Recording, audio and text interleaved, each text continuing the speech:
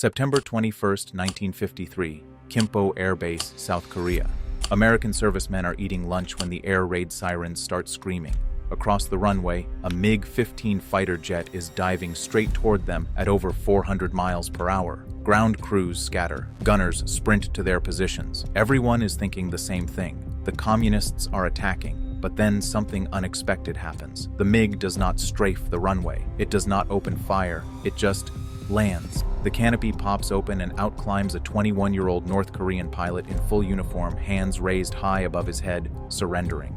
His name is No Kum-Sok, and what he just handed the United States was arguably the most valuable intelligence gift of the entire Cold War. He did not just escape from the North, he brought the enemy's most advanced weapon with him. Now here is what makes this story truly remarkable. No Kum-Sok had absolutely no idea that the Americans were offering $100,000 to any pilot who defected with a MiG. He never saw the leaflets. He never heard the radio broadcasts. He did not do this for money. He just wanted out.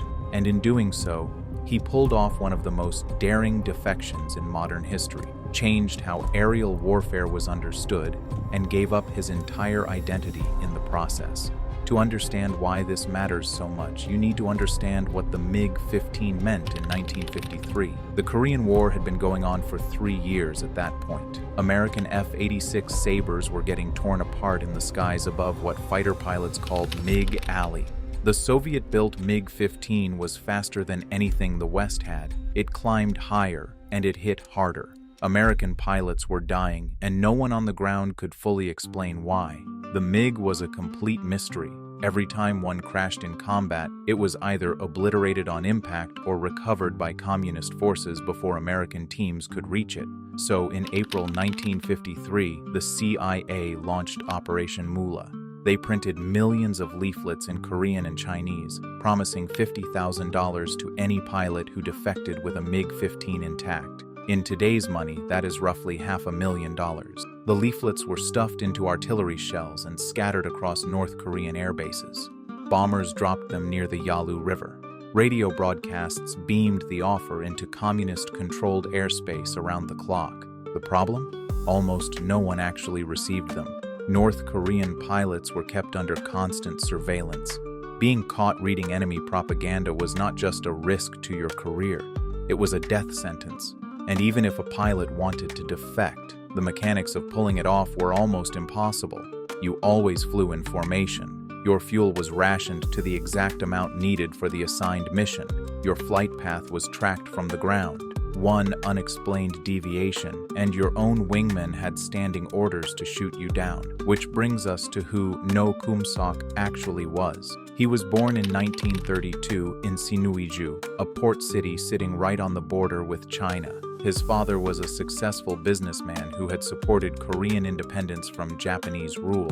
When World War II ended and Korea was split into 2 separate states, the family stayed in the north. That decision cost them everything. Kim Il-sung's communist regime took power quickly, and wealthy landowners became immediate targets. One night in 1947, No's father simply did not come home. No arrest was announced, no trial, no explanation. He just vanished. No, Kum-Sok was 15 years old. He would not learn the full truth until years later. His father had almost certainly been executed and buried in an unmarked grave, killed for the crime of having been prosperous before the revolution. His mother told him to keep his head down, stay quiet, and survive. So that is exactly what he did. No, I became the model communist citizen.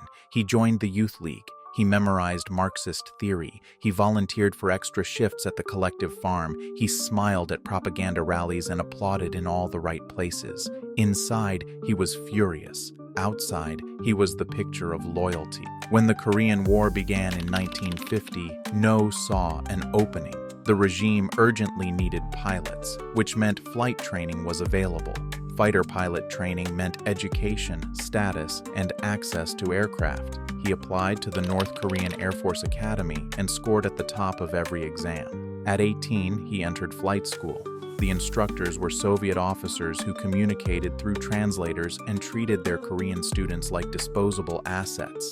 The training was brutal. Cadets who failed were reassigned to frontline infantry units, which at the time was basically a guaranteed death. No, watched friends die in training accidents and saw others shot for minor rule infractions. He kept his mouth shut and his scores high. By 1952, he was flying the MiG-15. The Soviets guarded everything about the aircraft obsessively. Even North Korean pilots were never told how the engine worked or why the design was so effective in combat. They were simply taught to fly, to fight, and to follow orders. And here is the thing. No one was genuinely talented. He became one of the top cadets in his class. His instructors praised him. His commanders trusted him. He flew combat missions over South Korea, getting into dogfights with American F-86 pilots at 40,000 feet. He never shot anyone down. He never got shot down either. He was disciplined and calculating, and the entire time he was quietly working out how to escape. But escaping North Korea was not like crossing a border fence. The demilitarized zone was one of the most heavily fortified strips of land on the planet. Every road was guarded, every citizen was monitored, and for a pilot, the situation was even more controlled. You never flew alone. Your fuel load was calculated to match the assigned mission exactly, with no room for a detour. Ground stations tracked your flight path continuously. One unexplained deviation, and your wingmen were authorized to fire on you. So No waited. He watched the patterns. He identified the one window that might actually work. By September 1953, the war was technically over. An armistice had been signed in July, but both sides were still on edge, still fully armed, and still watching each other. No, it was stationed at Sunan Air Base near Pyongyang. One morning, he was assigned to a routine training flight with about a dozen other pilots, practicing formation maneuvers near the coast. During training flights, they flew in looser formations at lower altitudes. No radar coordination, no tight ground control, just pilots running patterns. He had studied this long enough to know that if he broke from the group and went low, he might have 2 minutes before anyone understood what was happening. 2 minutes to cross the DMZ, dodge anti-aircraft fire, and reach South Korean airspace before his squadron could respond. September 21st, 1953, 10 in the morning. No Kum-Sok climbs into his MiG-15 and runs through the pre-flight checklist like any other day. Engines start, instruments, radio check. His heart is hammering, but his hands are steady. He takes off with the formation, climbing to 5,000 feet, standard patrol pattern along the coast. He waits for the right moment. Then he banks hard left and pushes the throttle all the way forward. The MiG screams past 500 miles per hour. No drops to 50 feet above the rice fields, using the terrain itself to break his radar return.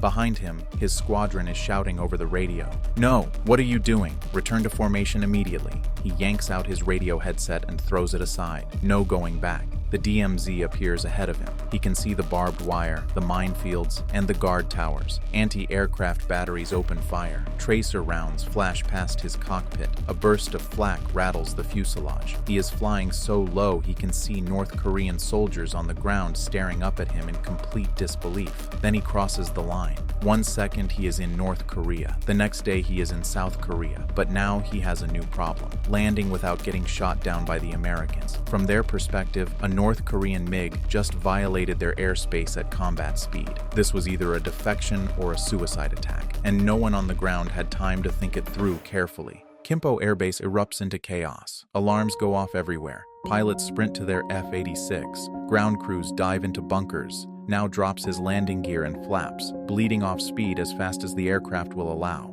He has no working radio, no white flag, nothing to signal with. He just has to land and hope they do not fire first. He lines up with the runway and brings the MiG down hard. The tires screech. He stands on the brakes. The jet skids to a stop in a cloud of burning rubber. American soldiers surround the aircraft with rifles up. No pops the canopy, climbs out slowly, and raises both hands over his head.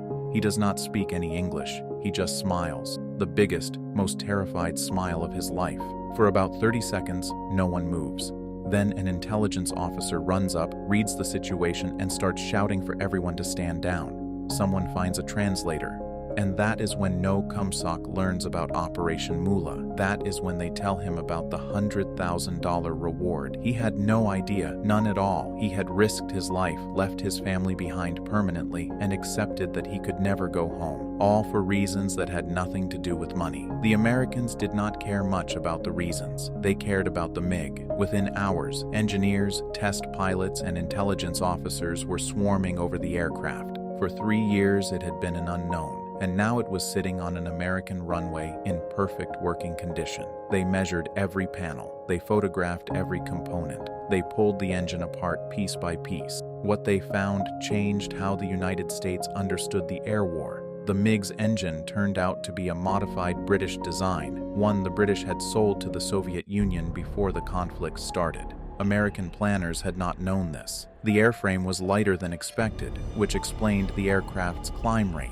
The placement of the guns was awkward from a combat standpoint, which explained why MiG pilots tended to struggle in close-range dogfights. But the real value came from the test flights. American pilots took the MiG up and flew it against F-86 Sabres in controlled mock combat scenarios. They mapped its stall behavior, its roll characteristics, and every angle from which it was vulnerable.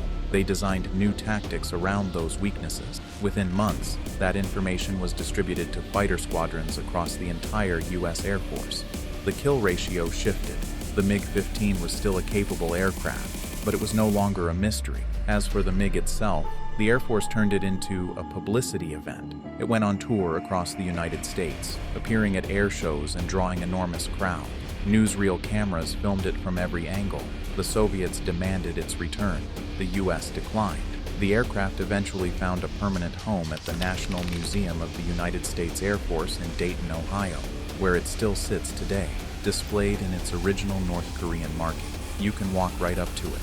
And No Kum-Sok, he took the reward money, changed his name, settled in the United States, studied aeronautical engineering, and built a quiet life far from the Korean peninsula. He later wrote a memoir about everything, but for most of his adult life he kept his story mostly to himself. He did not defect for money, and he did not defect to become famous.